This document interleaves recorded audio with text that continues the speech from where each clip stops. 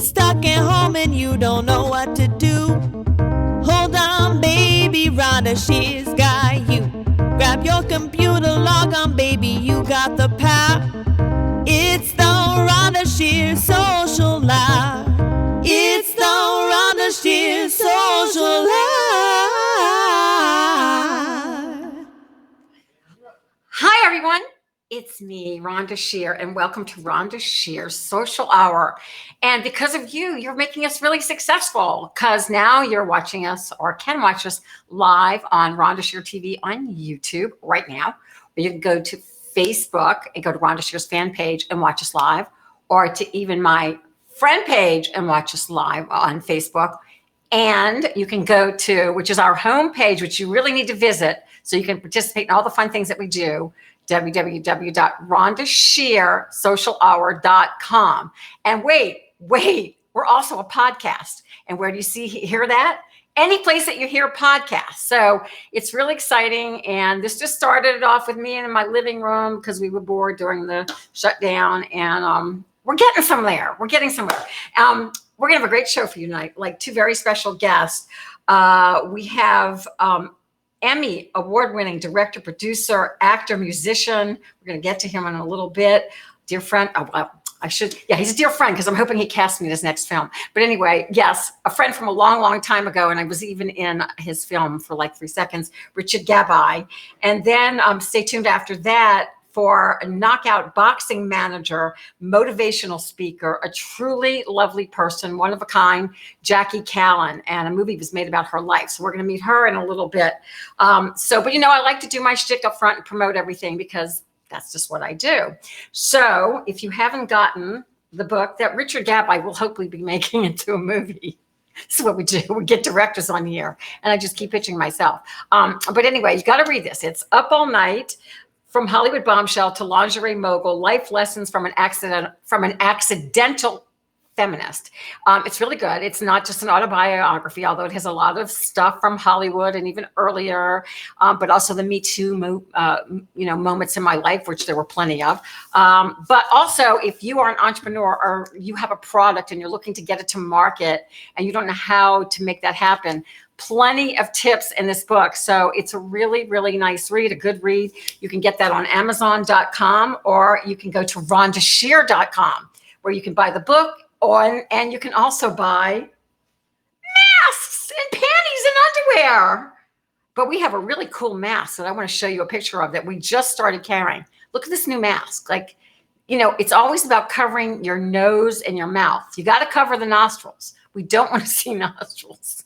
Isn't that so funny? I think it's so funny. It's a bikini. But look, you got to look at it this way. Her nose is covered and her mouth is covered. That's not what we sell. But we do sell these beauties. They're kind of sexy. We got lace. We've got solids. We've got more lace for you. We've got sequins, and we have blacks and other colors for like the men in your life. Actually, they're really good. So when you talk and you have lipstick on, if you do have lipstick on under a mask, which is really dumb, your lips don't touch the mask. So go to RhondaShear.com because I think we're going to be wearing a mask for a long, long time. And I actually think that if some miracle happened and a vaccine happened tomorrow, I think I'm going to be into this mask culture anyway, because I've been thinking, I grew up with cooties and there's a lot of cooties out there. Okay, so this is the Rhonda Shear Social Hour. So we like to get social. So what does that mean to you? It means when I say the word hair, and it all started because no one could get their hair done, including me. When I say the word hair, and you hear this, dun, dun, dun, dun, dun, dun, dun, hair. Take a sip of whatever you have in front of you. Hopefully it's pink, hopefully it's white, hopefully whatever color of liquor or non-liquor you choose. Okay, here we go. Cheers. If you heard that snore, it wasn't me. I've got 5 dogs in front of me. Okay, so we want to introduce someone who's very special to this show. And because it is a social hour, he likes to teach us to make very special drinks. So I would like to introduce Professor Cocktail. Pay really close attention because his drinks are like just beyond.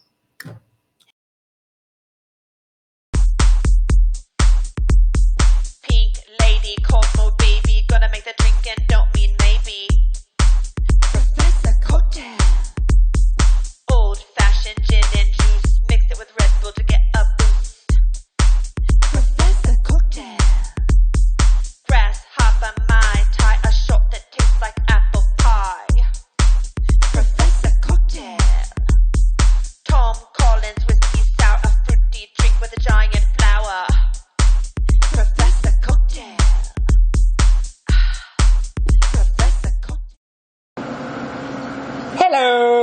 everybody. Professor Cocktail here again to instruct you on the proper way to make drinks. Tonight we're going to focus on cheap beer and how to make it better. So first you pop the top of the beer, you pour it in.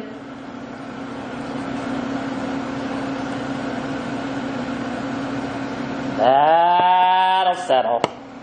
And then you take some of this dry sake and you put it in your little sake.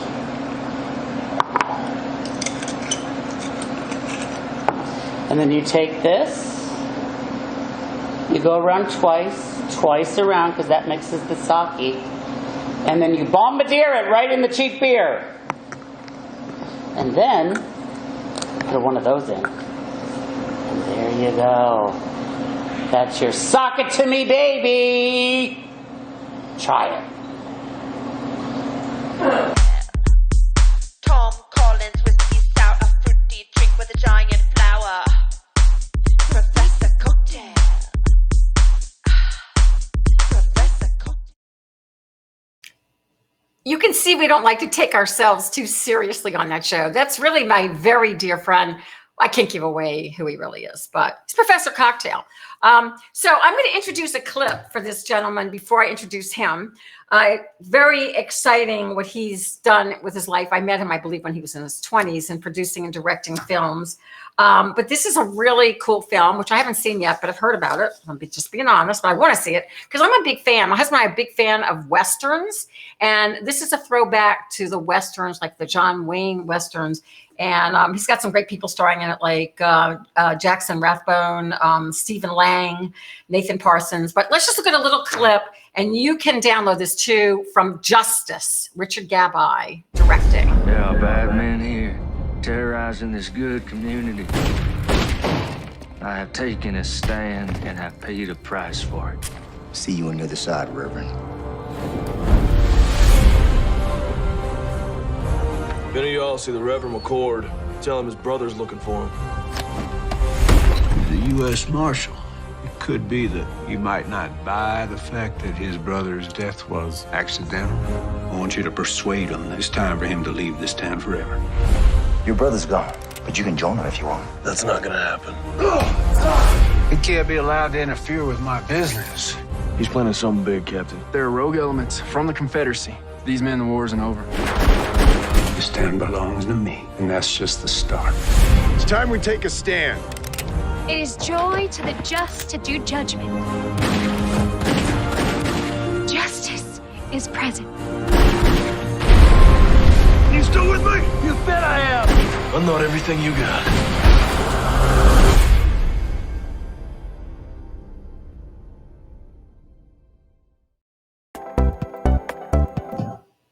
I got the chills. I'd like to introduce the director of that film. We'll talk more about his career, Richard Gabai.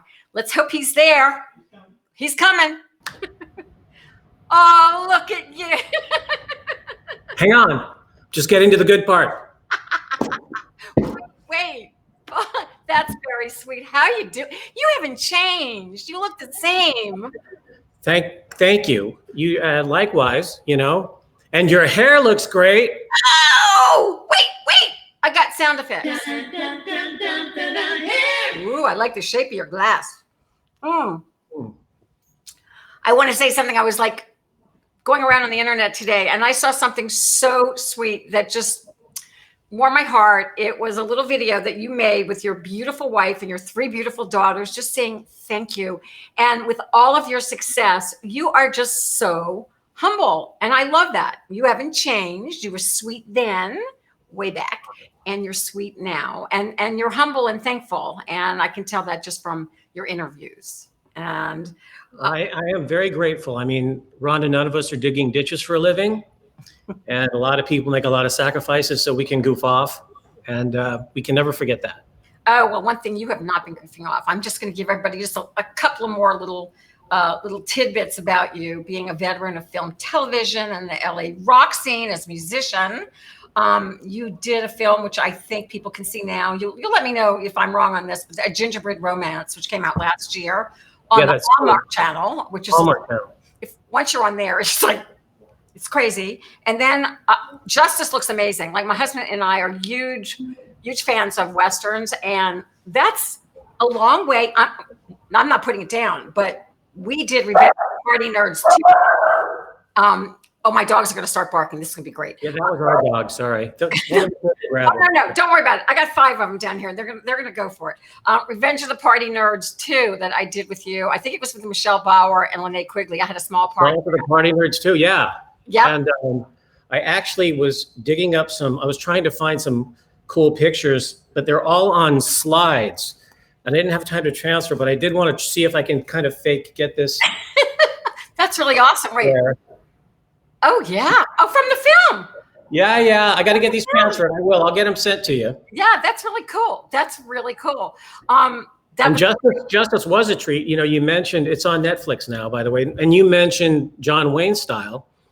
And, you know, I don't know if you're friends with Robert Carradine as well, but Bobby Carradine, who claimed to fame of Revenge of the Nerds and who I ripped off to make Assault of the Party Nerds, basically.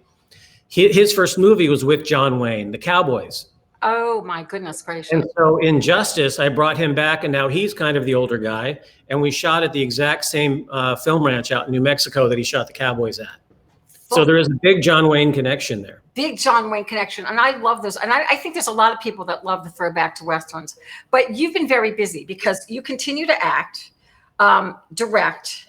You have a new, it's your latest album, Double Life, that's out. And I heard some of it. And how do you describe, I love the sound of it, but I'm not good with telling you people what genre. So what do you call, I did hear though, that you did all the vocals and you did all the guitar work. That I heard on one of your podcasts. And I thought, wow, that's my husband's like fantasy. But that was mine too, because I've always written and recorded, you know, music throughout my career. And some of the songs are songs that I wrote a long time ago. Some of them are newer songs, but I never felt that I was good enough to, you know, play all the guitar parts. And I always have somebody come in and play the lead. And this time I just said, screw it. I'm playing every guitar. And my engineer / producer on the album, Cal Campbell, the great Glenn Campbell's son, who's beyond a brilliant musician in his own right. He really pushed me and got me to sing all those harmony parts. And I'm really proud of the record. And I'm glad it's a new world where anybody who wants to stream it can just stream it. They don't have to go, you know, buy a CD for whatever at a record store. Right. So it's fun. Double Life. I'm going to download it, and we're going to probably watch Justice later on. Cool. I know my husband will be really excited about that. I think you'll dig it. I know you'll dig it. But I mean, so I knew that you did Vice Girls. I know that we played a lot of I feel like your film's on Up All Night too. Oh, let me tell you, I am forever in your debt and USA Network. And because, you know, I know you posted that I was blessed to recently win an Emmy. And while I'm very, very proud of that, it is just one notch below my USA B- Up All Night award, which it actually, you know, I don't know if you remember, it was like we won it for Assault of the Party Nerds. We got 2 of them. I think the late, great Gary Coleman presented it to me. It was either him or Dice. I remember seeing all those guys backstage at that show when we had that award show. That was an amazing show. It was amazing. Yeah, anyway, that aluminum, that film tin with a foam B with a minus on a spring. I mean, I kept that in my house, but literally the foam disintegrated. I got the Emmy just in time. But I mean, the cheapest budget film that you've ever done, way when you were like 12. I mean, couldn't be close to the budget of Up All Night. Although it was great years. It started a lot of people off. It did. The original Assault of the Party Nerds was $40,000 finished on film. Wow, that's amazing. Yeah, so on Up All Night, I think there was Assault of the Party Nerds, Assault of the Party Nerds 2, and Virgin High that I made. And Vice. Vice Girls, but also that I directed Vice Girls, yeah, and I starred in that. But then Dinosaur Island and Bikini Drive-In. Oh my gosh, yeah. And the one that Fred Ray and Jim Wynorski made, and the one that started this whole train wreck of a career, Nightmare Sisters. Wow, I didn't know that. Rhonda, I used to walk into the Formosa Cafe and people would buy me drinks because they were watching my movies on your show, and it was at a time when I kind of, buying a drink was kind of a stretch for me. Oh my God. Well, first of all, were you carded? How you were in your? I was carded until I was in my mid-30s. I'm in my late 30s now. No. Yeah, I know, but you were really young when you did all that. It's interesting that you say Jim Wynorski. He's on next week. He's on cool. Becky LeBeau and a bunch of the gals. And it's funny, since I started doing this show, I guess, I've never stopped getting fan mail from Up All Night. It's wild.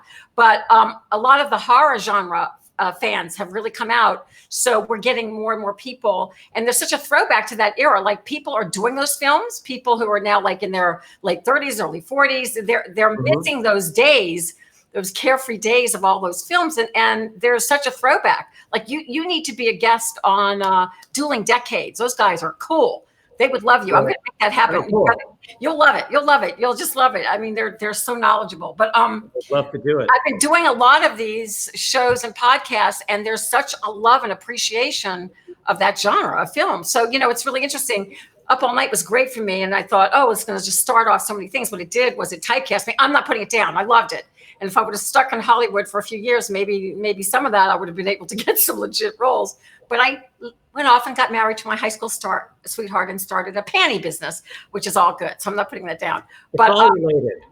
No, it's all no. But your life is interesting because you've kind of gone you've kind of taken the direction, but your directions have been obviously all great. I read somewhere that you wanted this since you were a child. I understand, because I wanted show business from childhood as well. But the fact that I never knew that you sang or played music, and that you have music that's in other films that other people. And all those early movies, they all had they were kind of wall to wall my songs. And then Fred Ray and Jim Wynorski would license my songs. All right. Sorry. So, and by the way, going back to Robert Carradine, so Robert Carradine from Revenge of the Nerds and the Cowboys and the Big Run and Red One and all that, he's become like a brother to me, and he's my lead guitar player in the band when we play nightclubs. So you're still playing nightclubs? You do nightclubs? Right, we just started again, and we played Molly Malone's in LA like at the end of last year, and then we did the Viper Room in January, and shockingly, we packed it. And we were booked on Saturday night, April 4th, and it got COVID canceled. Yeah. But that clip that you almost just started playing is those are clips from our last two nightclub shows that were a few months ago that we're gonna play that cut together. We just like to mess with our guests and see what happens when we put up their stuff in the middle. Hair. Can we say hair? Can we say hair? Let's say hair. Let's say hair. We're professional, but not that much. Okay, here we go. Ready? Okay. And I'll tell you about, because I want to hear everything. Comment about my hair. My mom, who is in her 80th year, still has dark hair. That's awesome. Wait. So yeah, this is the real McCoy. Oh yeah. Okay, that's good. That's awesome, and that's awesome that you have your mom. I heard your dad pass. I'm sorry, but thank you. That's just great. I mean, that she's gotten to see, like, first of all, your beautiful family, and you have 3 girls. Ha ha, boy, someone wants. I actually have 2 girls. The youngest, he's so handsome and beautiful. When he was smaller, especially, people would mistake him as a little girl. But Raphael is now 14, and he's a strapping young teenager. Okay. Well, you can have you can be a pretty boy, as well, and be handsome. Oh yeah. And we kept his hair really long until he was 3. So you might have seen that. So how old are your kids now? 19. Juliet is 19. Baby. Miriam is 17, and Raphael is 14 today. Oh, hello, and happy My birthday. wife is still 26, and I'm in my early 30s. She's beautiful, and yeah, you definitely have your hands full with 2 teenage daughters. Well, 3 teenagers in the house, but it's good right now. It's really good. You can kind of keep track of them. All right, I'm jumping back to your career. I jump around, but that's my style. Because I'm non-compliant. I'm not. I like to just have fun. So I'm a peaceful protester also. Oh, good. Oh, big time. So Quentin Tarantino was a fan of Vice Girls. So have you ever done anything with him or reached out to him or because but there's an interesting story to that, because I had just made a movie called Pop Star with Aaron Carter, the late great David Cassidy, and Leif Garrett. So I had 3 generations of pop stars in the movie. And some of the crew guys and my wife walked across, we screened on Hollywood Boulevard. We walked across to this bar called Bordner's just to grab a drink. And we walked in there and Quentin was in the corner of the bar holding court. And he looks at me and he goes, oh, wow. And I just kind of look away and like, you know what? I was like, hey, honey, there's Quentin Tarantino. And I look back over there and he goes,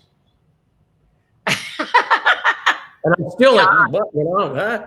Anyway, so she says, he's calling you over the table. I walked over towards this table. And when I was like 6 feet away, he said, you're Richard Gabai. You made Assault of the Party Nerds and Assault of the Party Nerds 2. There's only 2 Assault of the Party Nerds. You made Virgin High. You made Vice Girls. There's only 1 Vice Girls.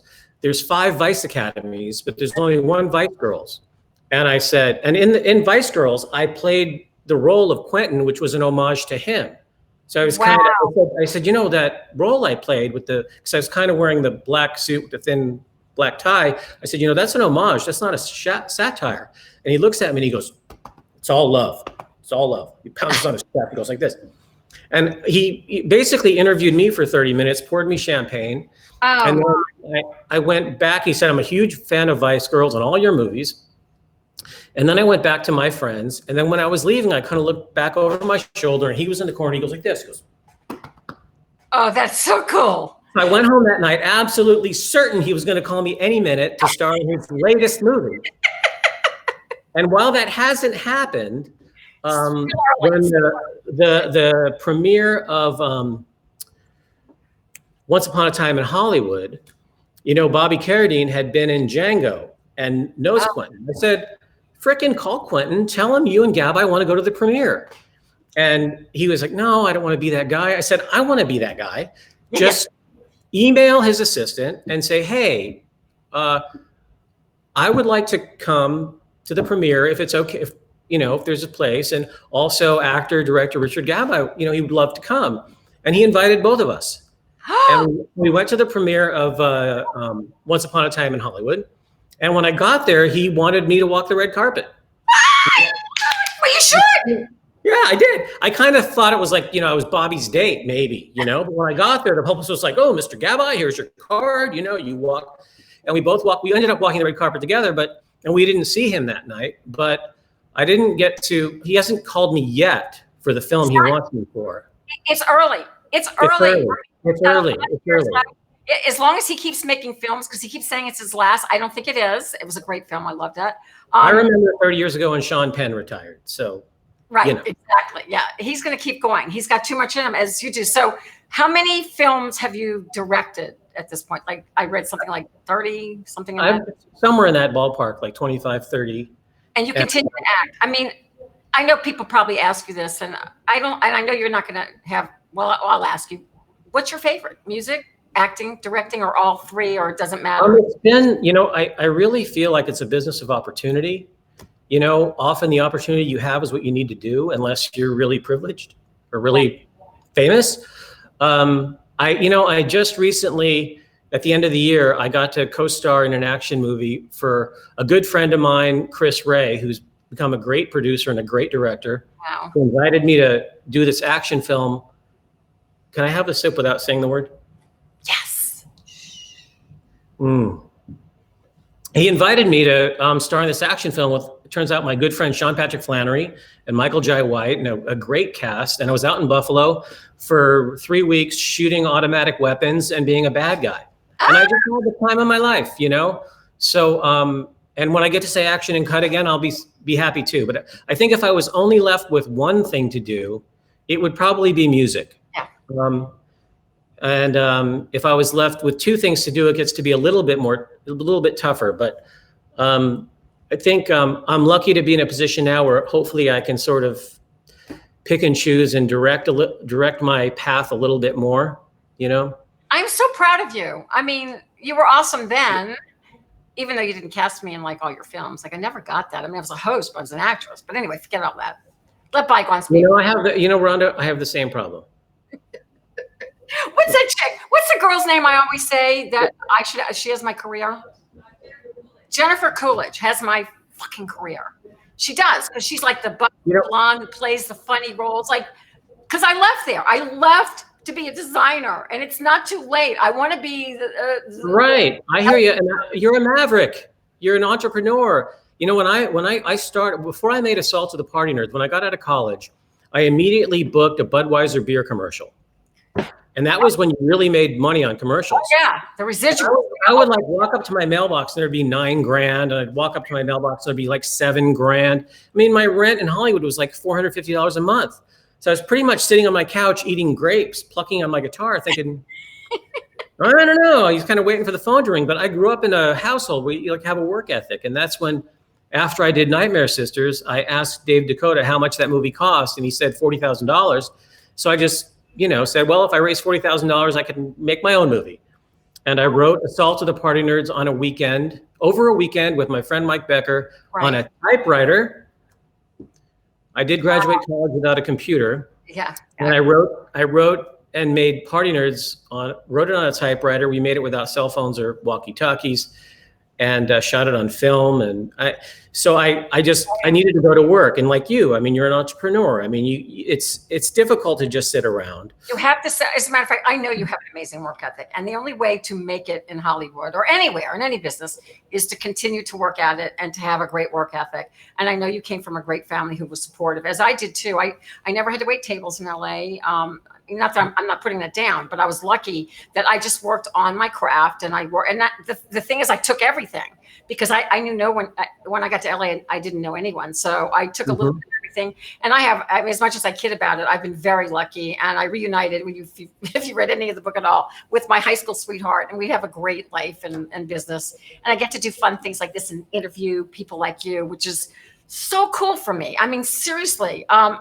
Like, I'm so proud of you. And when I see some of my friends that are still out there and doing it, and I know the only reason they are is because they're working as hard as they did. And here's the crazy thing. My husband, because I'm a couple of years older than you, he keeps saying, I keep coming up with projects. We have a couple of projects in the works right now. One's show busy and one's business. He goes, don't you ever get tired? Don't you ever just want to just hang out? And I'm like, I don't know what it is, but I can't stop. So I think it also keeps you youthful and keeps your brain young and everything else. But tell us, I want to know what your I just saw in this paper, Richard's first job was frying corn dogs. So yeah, I'm sure you want to talk about that. True. Yeah. I'm talking about my age, right? Because my first job was in the Northridge Mall at Carousel Snacks. And I was like frying corn dogs. And they had this giant, like, they would never let this happen today, this giant vat of freaking oil. Oh, and we would use it the next day. So at the end of the day, we had to empty the fryer into this vat and put the vat in the refrigerator and bring it back out the next day. And it weighed like a jillion pounds, and it was hot AF. And when I was 16, I looked like I was about 11 or 8. Yeah, you can have a job at 16. Yeah, I looked like I was about 11. And I was working there, and this one lady kept looking at me, and I'm going, carrying the oil out at the end, burning my hands like, and then the work ethic thing, right? Yes. Then the next day, I'm like up on a ladder cleaning lights, the grease that comes with all that kind of fast food. And this woman who saw me the day before, obviously she decided on a mission. She goes, I am calling the labor board. That's child labor. There is no way that kid is 16 years old. My favorite part-time job, though, was selling shoes. I loved selling shoes to women because I was really good at selling the handbags, and you made a lot of money selling the purses. You know what's really interesting about that? If you can sell, then you can. It's all acting. You have to self-promote. Sometimes I went a little too far, I think, but you have to. I mean, I was going to ask you. Well, I'm going to ask you a couple of questions before I wrap it up. How did you raise money? I mean, that's a hard thing to do, is to raise money for films. Did you? It is, but the first movie, I got $4,000 from 10 different people. So I had a PR teacher at USC that that's right. wanted me to go work for his PR company. And I said, well, look, I'm going to make this movie, so invest in it, and I'm working for you. And I had, during my college job was being kind of a runner and filer for a law firm. And the lawyer that ran that firm put together the partnership for me and also put in $4,000. My brother put in $4,000. My father put in $4,000. 10 people put in $4,000. And I just had this fire in my gut. I just knew we were going to do well. And they all, probably 4 times their money. And it sold all over the world. It played on USA Up All Night. It played on TBS once on New Year's Eve. I just couldn't believe it. That is so cool. And I had Joe Bob. And it's streaming on Amazon Prime right now with Salt of the Party. I'm sure you can find it. I mean, it's definitely still out there. So do you have any projects in the works right now? What's the next thing? Are you just, I don't know. I'm reading, yeah, it's weird. I'm reading stuff. I'm developing stuff. I'm writing new songs. It's really cool. Yeah, I don't know what's next. And I had an opportunity to produce something, and honestly, with what's going on, I just kind of didn't want to be involved. No, now you can pick what you want, which is really great. You can totally pick and choose. You can. I definitely want to. I want to see the clip that we. What clip was that? I know it was your band. Was that you in? It was okay, but don't say goodbye to. We're gonna look at a promo clip very quickly. Don't go away, Richard. Because I'm gonna have to say goodbye to you after that. Okay, this is Richard and his band. It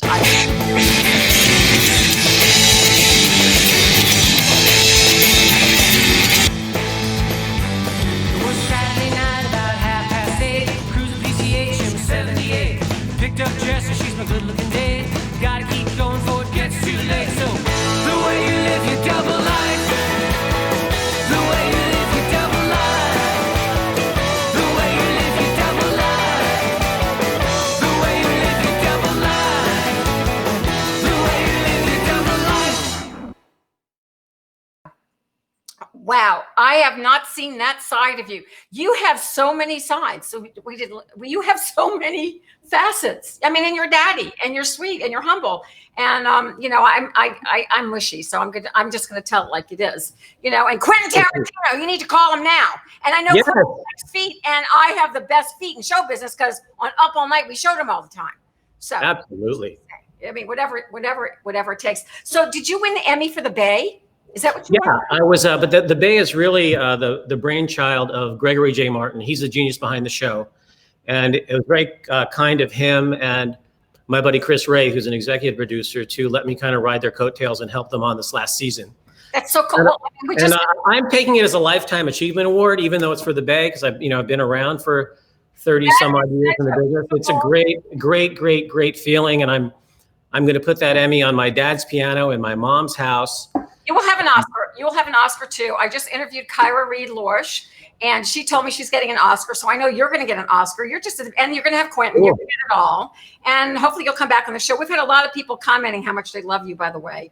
That's so nice. Yeah. So I mean, you rock, and you've got to come back because there's fans out there and they're looking for you. And now they're going to find you, and they're going to go get Double Life, and they're going to go download Justice, and we're going to just find Richard all over the place. And if you really want to see me just being just so adorable, was that the second one? What was it called? Revenge. You were in Salt of the Party Nerds too. Okay, sorry. And let me tell you, there was we spent a lot of time getting your hair ready. Oh, you're right.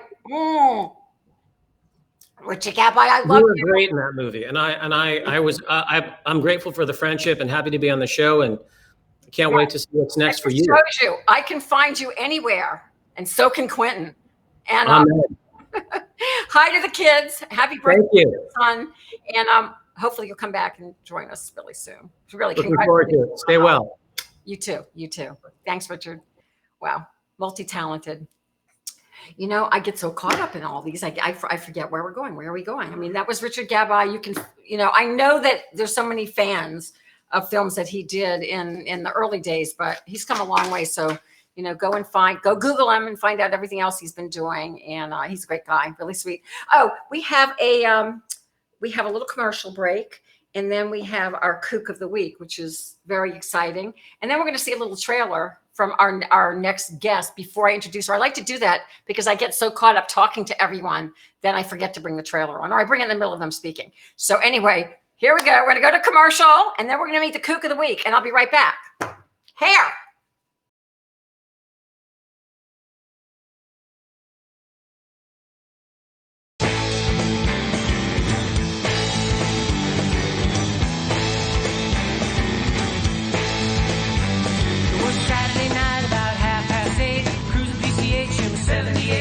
Picked up Jess and she's my good-looking date. Gotta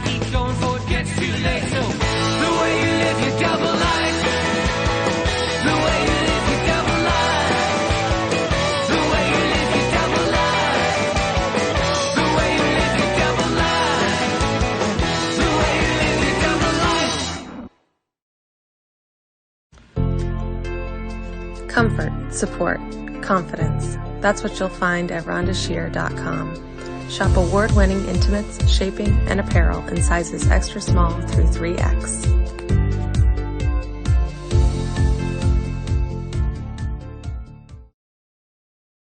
Hi, I'm Zak Markovitz, and as far as you know, I'm an attorney.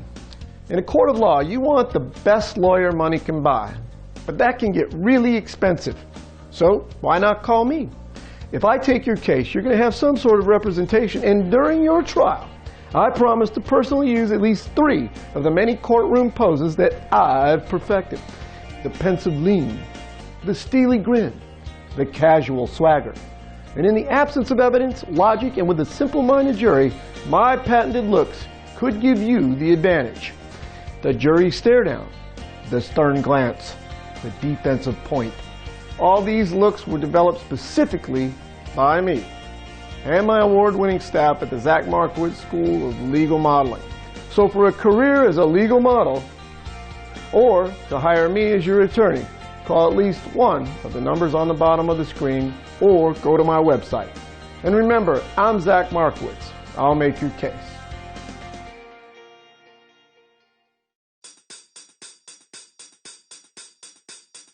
Offbeat, quirky, eccentric, queer, it's Rhonda's Kook of the Week. Far out, way out, don't you fear, it's Rhonda's Kook of the Week. Up, down, left, right, these zany guests are out of sight. Are peculiar, insane, so real, it's Rhonda's Kook of the Week.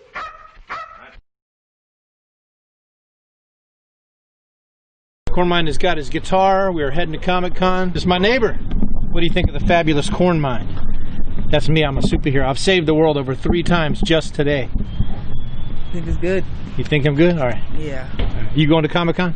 Yeah. Okay, good. Woohoo! What's up, bro? Cornmine needs a Starbucks. That's a long line for coffee. Can you give me a cup of coffee? Yeah. Superhero's got to have caffeine. Cornholing. What are you? I'm Cornmine, the fabulous Cornmine. Come on, brother. Up, down, left, right, these zany guests are out of sight. Are peculiar, insane, so real, it's Rhonda's Kook of the Week.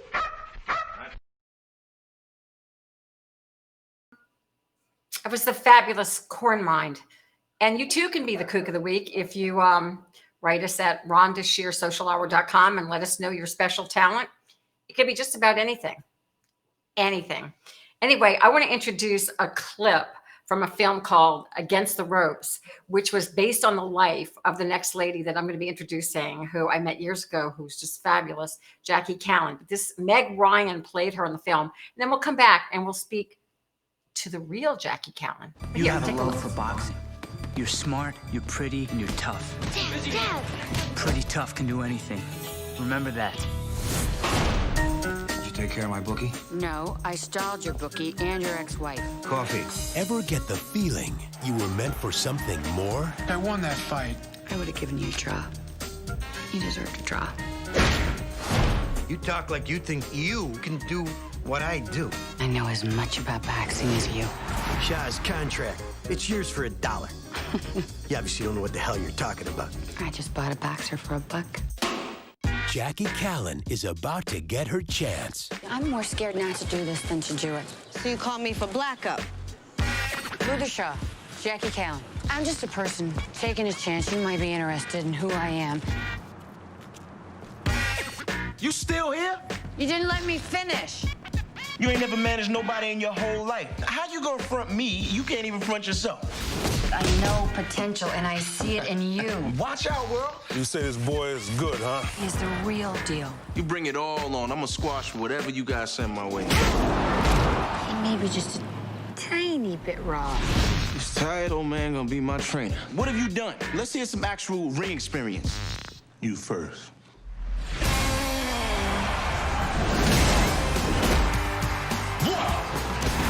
I'm not gonna disappear just because I make some people uncomfortable. Move out of the way. This spring, it's not how high you climb. Renee, I'm on TV. Keep up the good work. She'll be famous and you'll be history. He's messing with my fighter. He is setting him up to lose. Or how far you fall. You still think I owe you? Everything you did for me, I did the same thing for you. That's how you got the world you're living in. It's how hard you fight back. Meg Ryan. For the first time in my life, people heard what I had to say. Omar Epps. I ain't ready. Send him back to the ghetto! And Charles S. Dutton. There comes a point where a fight's gotta start. Knock him down, knock him out. Against the ropes. Whoever it is, nobody acts surprised that we won.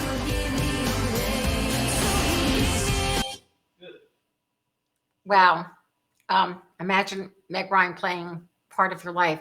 This next lady is completely fascinating. She's known as the first lady of boxing. She made it in the boxing world. You talk about against all odds. I mean, in the whole Me Too era, the era of sexism, the era of like, you just couldn't do these things. And she started off as an entertainment reporter and covered, we'll let her make sure that I'm saying this right, covered a boxing event and then just fell in love with it and went on to manage James Toney, who was considered to be like one of the top 10 heavy middleweight champions ever, like forever. So she did it. She continues to do it. She's beautiful on the inside and out. She's an inspirational speaker. And we have her right now. We have Jackie Kallen. Hey, Jackie. Hey, girl. Oh, my gosh. You're still so beautiful. Can you hear me? We got Jackie. We just have to get her to hear me. Hold on. Let me refresh this real quick. Hang on.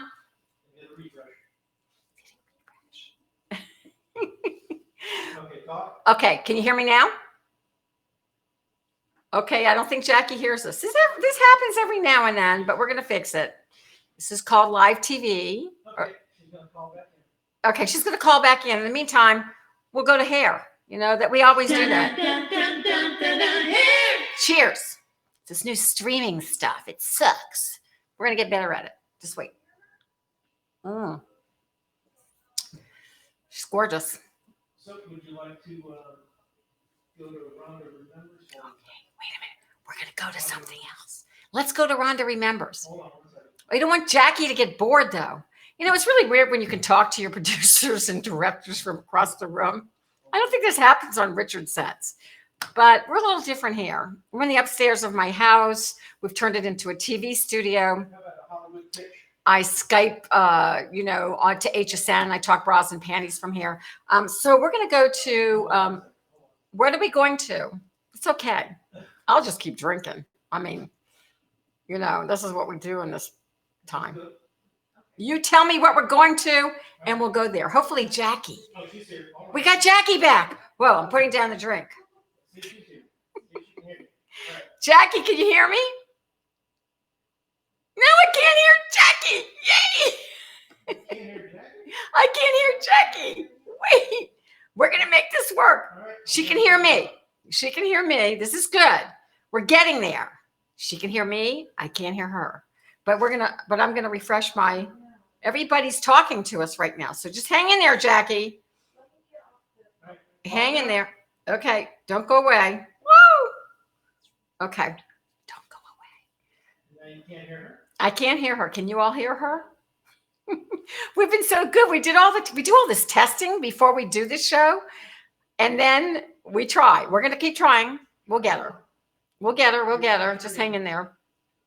But we do all this testing before we go live, and it usually works. But, they have all these streaming platforms now, and we're on one called Be Live, and it happens. It just happens. I don't know what to say about it. No one has to wear pants when you do these things. That's the cool thing. Okay, Jackie, can you hear me now? Can you hear me? She sees me, but she can't hear me. Okay, I'm going to X her out and try to call in again. Okay, we'll try again. Hang in there. Does she need to turn the volume up? I'm going to show you some pictures of her, Rhonda. Okay, we're going to see some pictures of Jackie. Okay, and I'm going to go look and see what you guys are talking about so I can see if you all are. Oh my gosh, look at Jackie. Oh my gosh, look at this. I mean, she's the real thing. And I know she was really friendly with Sly's mom. Imagine being that glamorous and that beautiful and being in the boxing ring and being around so many men back then who wouldn't have respect for women. I know it. I mean, I lived that era, and I know Jackie did too. And I'm dying to talk to her about that with you guys. She is an author too. I forgot to say that. She's written 2 books, Hit Me With Your Best Shot, A Flight Plan for Dealing with All of Life's Hard Knocks, and Between the Ropes. So, and then of course, the film Against the Ropes. Fascinating woman. We're going to get her. So just hang in there. In the meantime, she's coming. She's coming. Do we have you? I can't hear her. This is like so frustrating. Maybe I can just listen to her on the phone and talk to. Yeah, that's fine. Yeah, that's fine. I'm going to listen to you on the phone. It's all going to be good. Just hang on. I don't know. These things happen, Jackie. I'm so sorry. Thank you. You and everybody else is hearing Jackie, right? I hear you perfectly now. This is great. Yay. Jackie, Hi, Rhonda. how are you? It's been years and you don't change. Like you look exactly the same. Well, so do you. I was going to say the same thing before I was seeing you and not hearing you. I said, that woman has not changed at all. Well, right now I'm wearing wigs because I'm not getting my hair done right now. I'm just not. I'm just hair. I don't know if you have anything to drink, but here. Honey, let's toast to our friendship. And that is a fabulous wig. I want to know where you got it. Thank you. I got it from wigs.com because I knew nothing about buying wigs, but it is real hair. It is real hair. Wait, hair. It looks fabulous. Who would know, right? What's really fun is I go on HSN, and I'm with my bras and panties, and I'm on air like hours during the day. And then I'll go on 1 hour with like really blonde hair, and then I'll come back the next with shorter, dark hair, and no one says anything. I'm like, I don't know what my customers think. But anyway. The magic of TV. By the way, I have to tell you, your products are fabulous. Oh. They are so, I love them. The ones I've ordered, they're great. Well, Jackie. I will say, they're definitely comfortable. They are comfortable. And you know what? Here's the benefit. And we're going to have to do this. I don't know if you saw Richard, but we'll do it for his wife. We send all of our ladies on the show a really nice goodie bag. So we'll get your address. We're going to send you some really cool things. So that's the benefit. Yes. So, I mean, I think you and I met through Carol Connors a million years ago. Oh my God. How is Carol? She's still around? She is doing great. She's as feisty. They're doing a biography on her right now. And, she's just amazing. She never stops. She's just as young and as spirited as ever. And the greatest thing is that she wrote the theme from Rocky. She wrote the theme from Rocky. Like the theme song of my life. And so. But it is the theme song of your life. I mean, so Jackie, I know you and I met each other and we talked socially, but your life is so fascinating because you did this and you took the world of boxing, the first woman, gives me chills, in a world where there was, like I said, I did stand up, but we're talking boxing. Like, what veneer could you have put on?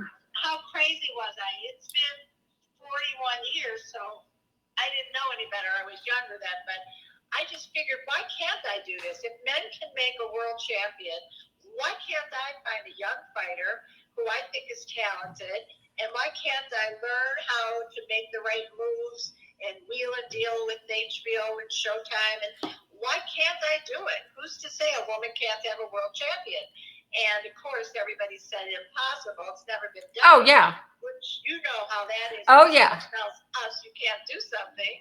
It makes you even madder. I got told that in stand up, but we're talking managing boxers. So, I know those shark waters that I had to navigate in, which is why I ended up doing comedy more than anything else, is because I use comedy in my real life to turn off guys. I make jokes. It's so funny that you said that because I've had people say over the years, how did you deal with that sexual harassment kind of situation where someone will say, oh yeah, I'll put your fighter on my card if you do this or this or this.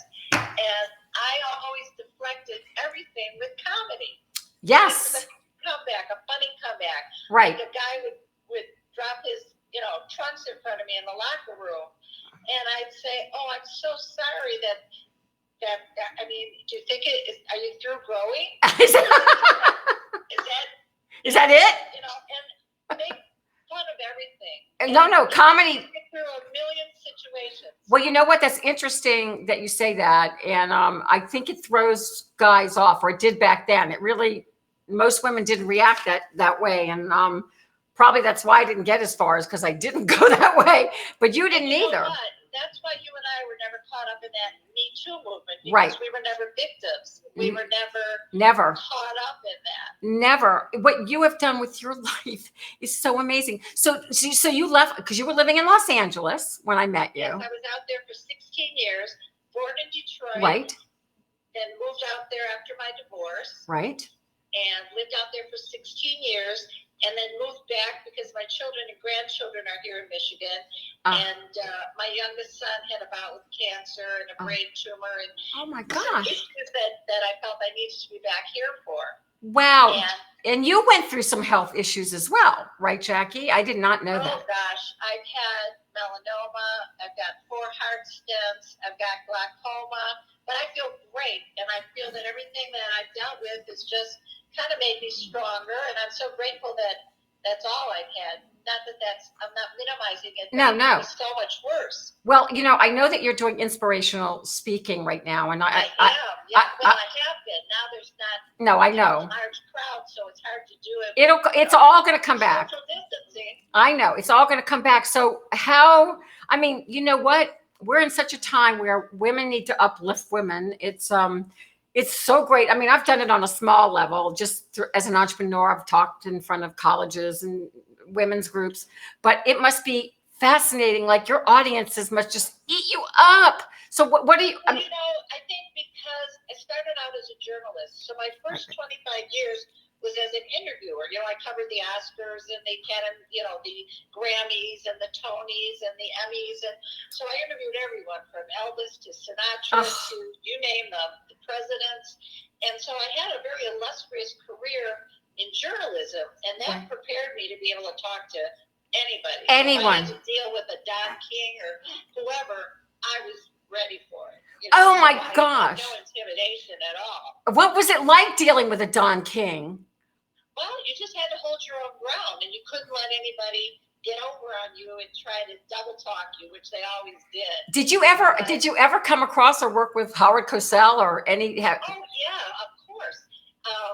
At the beginning of my career, he was still broadcasting, so we came in contact quite a bit before he passed away. He was a character. Oh, I know he was. I mean, one time I did something, and I was on a dais. I was really young at the press club I was Miss Press Club, because I was on the dais, and he was sitting next to me, and they were roasting Muhammad Ali. Oh my God, they were roasting Muhammad Ali, and it was Sammy Davis Jr.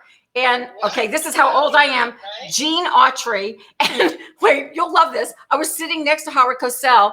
And do you remember hotel key rooms were like, they were big. They were really big. I don't know where he was staying, but I was sitting next to him, and I'm 23, and he kept sliding it next to me. And I go, I was being funny, and I wasn't even doing comedy. I was like, oh, it's so big. And he would slide it. Come meet me in my hotel room. I'm like, yeah, that was the wrong comment to tell them. So big, you know.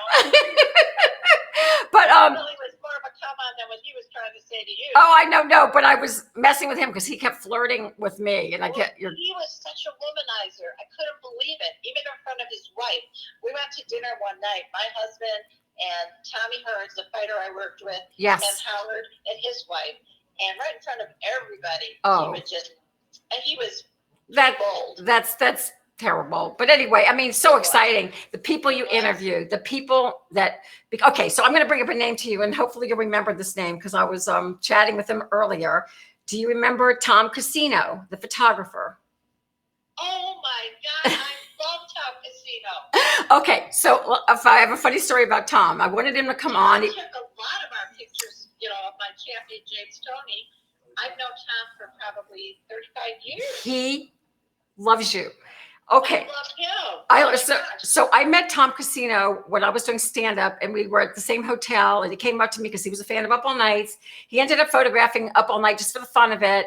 I didn't know who he was. I didn't know he was this revered boxing photographer. So anyway, he's gone through illnesses too, really bad, but he's come out on the other side. He's not photographing anymore, doing photography anymore. But I texted him earlier, and I said, I have Jackie Kallen on tonight. He started doing stories about you that went on. And one of your boxers, I think it was James Toney, he said he used to hide your dogs from you and it would make you crazy. I don't know. Absolutely. Those guys put more pranks on me than you can believe.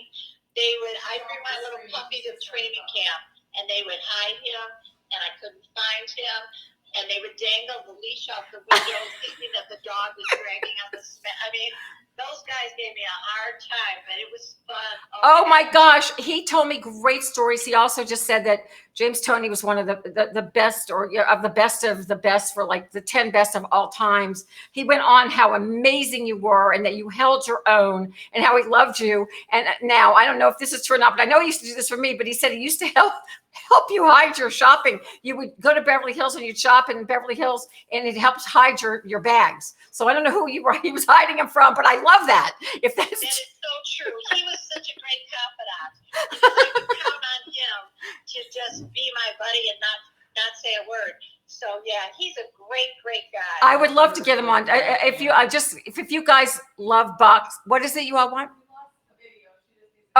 Okay. They told me, Jackie, my producer director, told me they lost a video. So you need to do whatever you need to do. Press the button or, So how do we do video again here? Just what? Just click the link again. Just click the link again. Okay, honey. So we're showing gorgeous pictures. We're showing gorgeous pictures of you right now. Okay, hold on, because I want to see you. So that's all right. We're seeing pictures of you, and I mean just gorgeous pictures. All right, so hang on here, mommy. But I'm just going to keep telling everybody while you're doing that. Tom Casino is a very famous boxing photographer with award-winning photographs. The sweetest human, and absolutely love Jackie Kallen, and has an eye for the ladies. But told me some really cute stories about her earlier. But did you see me again? Do you see her yet? She said you're coming. So don't go. Now you see me? Yes. Yay! Well, Tom is an absolute sweetheart, and believe me, there are plenty of stories because I was the only woman with all these guys running around LA in Beverly Hills, and I was supposed to be going to the vitamin store to pick up all the supplements, but I'd be running to Giorgio and all these shops, and so I would tell him, don't say where I was because I didn't want them to think I was this girly girl. I mean, I'm supposed to be the manager. Right, yeah. Business.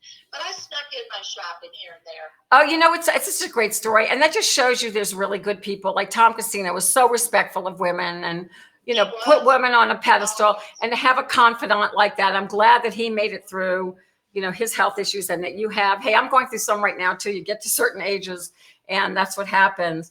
I tell you what, I would love to hear your speeches. And I didn't realize that you wrote 2 books. I do. I have a self-help book called Hit Me With Your Best Shot. And it's really just about living your life as if it was a fight. Get up off the ground. If you lose a round, there's always another round. Stay in the game. Don't give up. Never be a quitter. All those metaphors. But it's true. My second book, which is called Between the Ropes, is kind of an autobiography. And it just tells about basically how the movie they did about me with Meg Ryan was kind of bullshit. It wasn't a real story. Right. And yeah, that's the book Between the Lines, Between the Ropes. And it tells the real story of what it was like. And if you have a movie made about your life, they change it. License, and they change so much. They do. That by the time they finished, I was like, who is that? Who is that? It was fun. And it was fun working with Meg Ryan. And I didn't think she was the best person to play me per se. I think Kim Basinger should have. I think Kim Basinger should have played you. Kim Basinger. Kim was one of the ones on the list, but she had just finished a movie. I can't remember which one it was. And did she do Dangerous Minds? Was that her? I think she did. Michelle Pfeiffer. Michelle Pfeiffer. Another one that could have done it. That's the one. Michelle Pfeiffer. It was between Michelle Pfeiffer. Who else was it? Kim. Sandra Bullock. Sharon Stone and Meg Ryan. And I mean, I loved all of them, right? Right. But they ended up going with Meg Ryan, who Sharon Stone, I think, or Sandra Bullock might have captured me a little bit. Strong. Yes. Either way, it was an honor. It's an honor because it just continues to always, just if nothing else, people could find you and then want to hear your voice. So are you managing right now? Do you have any special? I am. I'm still doing it. I've been in boxing, like I said, 41 years. Now, it used to be the kids were my son's age. Now the kids are younger than my grandson. So it's hard to believe, but when you were mentioning like Sammy Davis Jr. and all those people, it reminds me, I'm going to be 75 years old, and I don't feel it, and I certainly you don't look it of somebody half my age, but now I have fighters who are younger than my grandsons. It's crazy. Oh, Jackie, that's awesome. You got to keep doing it. Wonderful kid now. His name is Myquan Williams. He's 21 years old. He'll be 22, and he's undefeated. He's had 16 fights, and if it wasn't for this pandemic, he'd probably be 18-0 now, or 19-0, but we got cut short. I know.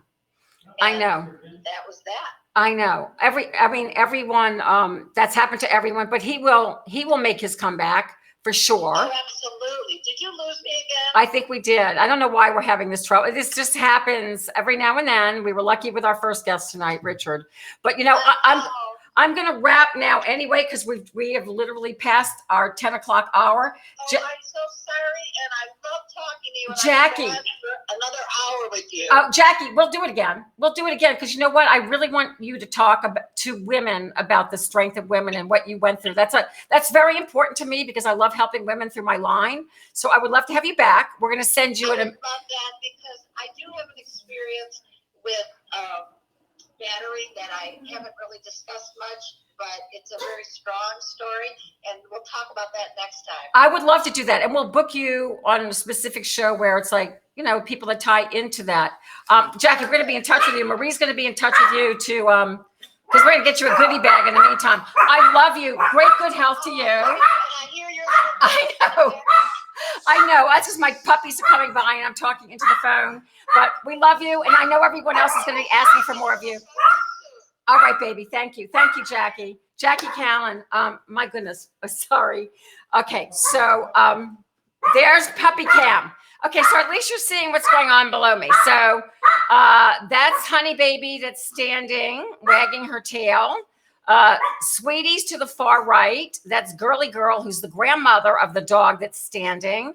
And then Lexi, who's licking her lips and half on the floor, all the way far left.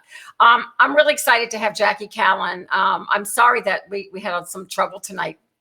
It just happens, but she's fascinating, and I totally want to have her back on. I love helping women. That's my mantra in the second part of my life and career. So we'll have Jackie back on. And in the meantime, if Richard's still listening, we have to send his wife a goodie bag for putting up with him. And we're going to send Jackie a fabulous goodie bag from RhondaShear.com. If you guys don't know what else I do, I design and manufacture women's intimate apparel that are just the best and the most comfortable. But anyway, it has been a great night. We have a couple of more things for you before we go. One is, I get so excited with my guests. I mean, what great guests, Jackie Kallen and Richard Gabai. But we like to have fun with this show. So I'm going to do a couple things first. Hair. Cheers. Okay. Now, I don't know what my producer has planned because things are great, zany tonight. But this is Rhonda Remembers. I have a feeling, is this the 80s? This is a music video I did when I was 23 years old, and it was with my old nose and my old hair. And you can probably see it on, not on MTV, on YouTube now. But yeah, look, this is a really oldie but goodie. And now I'd like to give you just a little taste of a couple of videos that I had the pleasure of appearing in. The One You Love by Glenn Frey and Virginia by The Sights.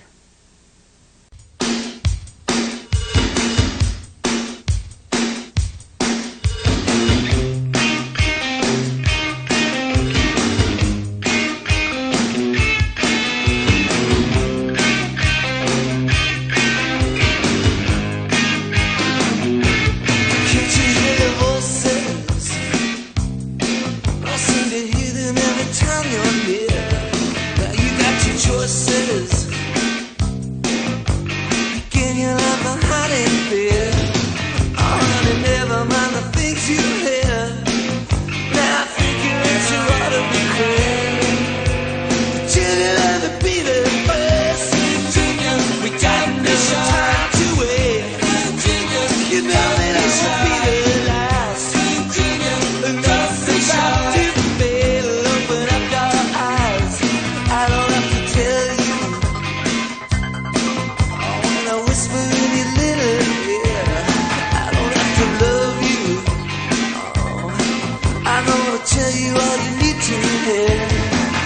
chase illusions and you wonder why. It always seems that life is passing you by. Till you'll ever be there first. We got no time to wait. You know that I won't be there last. I'll fuck the mess inside the bed and open up your eyes. Yeah.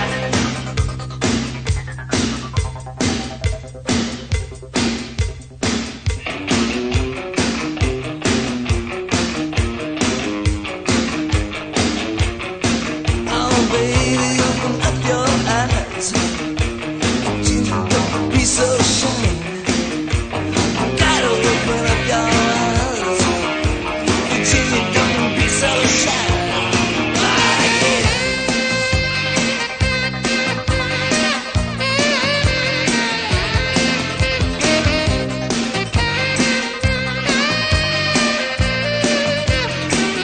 Now and then you show it. You admit that love's no essential thing. Follow it. I tell the world how much you mean to me. We're making history tonight, and history laughs at all the children we find.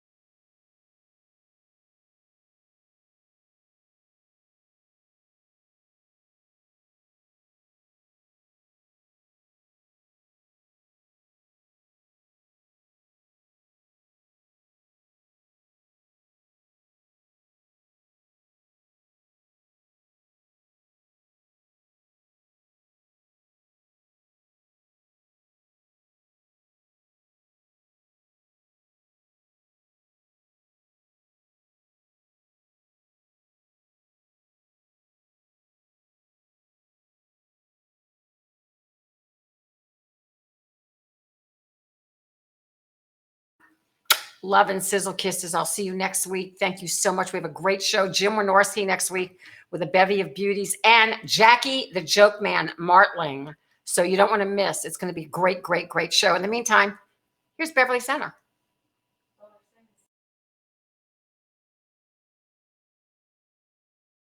2, 1. Hi, everybody. It's Beverly Center here. You remember me. I was named after the fashion mecca of the universe, Beverly Center in Beverly Hills. And occasionally I pop up on Rhonda's little show here. But I'm really the star. Now, I give Beverly's tips. And this is my tip for this week. You ready? Write it down. You know, everybody's doing these Zoom meetings and these Skype meetings. And what are they seeing? They're seeing just this. And you look like you're in a mugshot. So first of all, here's my tip. Look like you're listening. You may not give a shit about what they're saying and I understand. Because these Zoom meetings are boring. They're the same boring people that were boring when they were in person. Now they're even more boring. But I get it. Put on some damn makeup and some dangly earrings and look glamorous. So at least they're going to listen to you when your Zoom or your Skype or whatever Zoom thing comes up. They're going to be focused on you.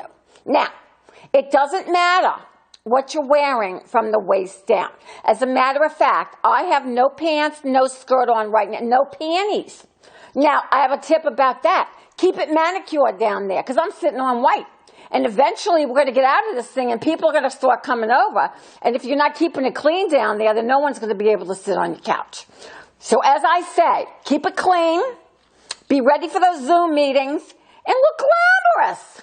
That's Beverly Center's tip for tonight. Now, I'm going to close out this show because Rhonda, whatever, I don't know what she's doing. She's having a cocktail. Who knows?